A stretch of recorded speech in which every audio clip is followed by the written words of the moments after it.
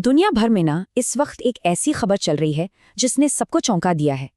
एक ऐसा कदम जो ग्लोबल पॉलिटिक्स के सारे समीकरण हमेशा हमेशा के लिए बदल सकता है। तो सवाल ये है कि क्या अमेरिका ने सच में वेनेजुएला के राष्ट्रपति निकोलस मदुरो को गिरफ्तार कर लिया है?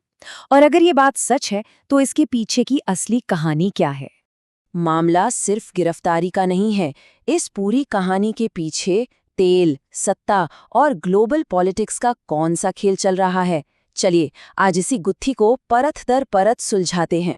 तो सबसे पहले यही समझते हैं कि मादुरो की गिरफ्तारी को लेकर जो खबरें आ रही हैं उनमें आखिर कितना सच है।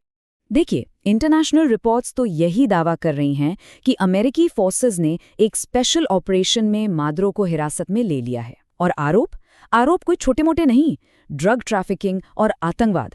ये खबर अपने आप में ग्लोबल पॉलिटिक्स में एक भूचाल लाने जैसी है। अब देखिए, मज़ेदार बात यह है कि इस एक घटना पर दुनिया दो हिस्सों में बंट गई है। एक तरफ अमेरिका है जो इसे ड्रग्स और आतंकवाद के खिलाफ एक ज़रूरी कानूनी कार्रवाई बता रहा है। वहीं दूसरी तरफ कई देश इसे एक आज़ाद मुल्क की संप्रभुता पर सीधा हमला मान रहे हैं। मतलब घटना एक, लेकिन कहानियां बिल्कुल अलग अलग। लेकिन सवाल ये है कि ये सब हुआ क्यों? इस सवाल का जवाब ढूंढने के लिए ना हमें थोड़ा सा पीछे जाना होगा और वेनेजुएला के मौजूदा संकट की जड़ों को समझना होगा। तो निकोलस मादुरो ये 2013 से वेनेजुएला के राष्ट्रपति हैं। पश्चिमी देश उन पर लगातार तानाशाही चलाने, मानवाधिकारों का हनन करने और बहुत बड़े लेवल पर भ्रष्टाचार के आरोप लगाते आए हैं।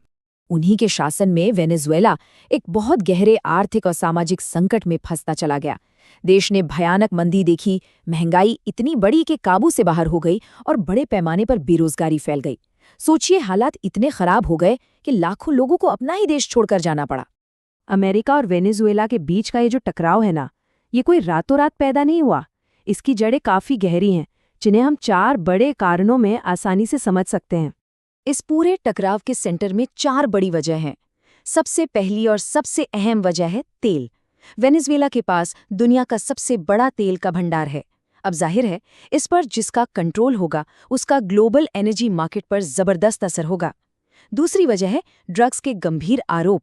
अमेरिका का दावा है कि मादुरो सरकार ड्रग नेटवर्क को प्रोटेक्ट करती है। तीसरा, लोकतंत्र का सवाल।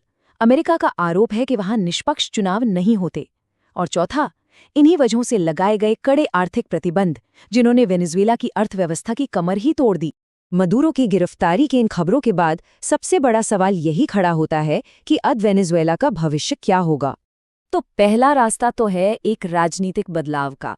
हो सकता है कि देश में एक नई सरकार बने या फिर अंतर्राष्ट्रीय निगरानी में निष्पक्ष चुनाव कराए जाएं। ये एक ऐसा कदम हो सकता है जो वेनेजुएला को दशकों के संकट से निकालकर एक नई राह पर ले जाए। दूसरा बड़ा बदलाव आ सकता है देश की इकोनॉमी की रीढ़, यानी उसके तेल उद्योग में। ये संभव है कि अब विदेशी कंपनियों को वेनेजुएला के विशाल तेल भंडारों में निवेश करने की इजाज़त मिल जाए। ये एक बहुत बड़ा कदम होगा क्योंकि अब तक ये सब कुछ पूरी तरह से सरकारी कंट्रोल में था। और तीसरा और सबसे ज़रूरी सवाल जुड़ा है वहाँ के आम लोगों से। क्या आने वाले बदलाव वेनेजुएला के करोड़ों लोगों के लिए स्थिरता और एक बेहतर भविष्य लेकर आएंगे, या फिर देश और ज्यादा केओस और अस्थिरता में डूब जाएगा? दांव पर बहुत कुछ लगा है। और हाँ, ये सिर्फ वेनेजुएला का मामला नहीं है। इस घटना का असर पूरी दुनिया की राजनीति पर पड़ना बिल्कुल तय है। इस एक घटना का असर पूरी दुनिया में महसूस किया जाएगा। सबसे पहले तो अमेरिका के इस कदम से अंतर्राष्ट्रीय कानूनों पर एक नई बहस छिड़ जाएगी। रूस और चीन, जो मादुरो के बड़े समर्थक रहे हैं, उनका अमेरिका से तनाव और बढ़ना तय है। वहीं तेल बाजार में जबरदस्त उतार चढ़ाव देखने को मिल सकता है। और इसका असर लैटिन अमेरिका के पड़ोसी देशों पर भी पड़ेगा, जहां डर और टेंशन का माहौल बन सकता है। तो यहाँ जो बात समझने वाली है वो ये है कि ये कहानी सिर्फ वेनेजुएला या मादुरो की नहीं है। ये असल में तेल, सत्ता और दुनिया की बड़ी ताकतों के बीच दबदबे की एक बहुत बड़ी लड़ाई का हिस्सा है। तो आखिर में सवाल यही बचता है, क्या ये कदम दुनिया को ज्यादा स्थिर बनाएगा, या फिर ये एक नए और शायद कहीं ज्यादा बड़े ग्लोबल टकराव की बस एक शुरुआत है?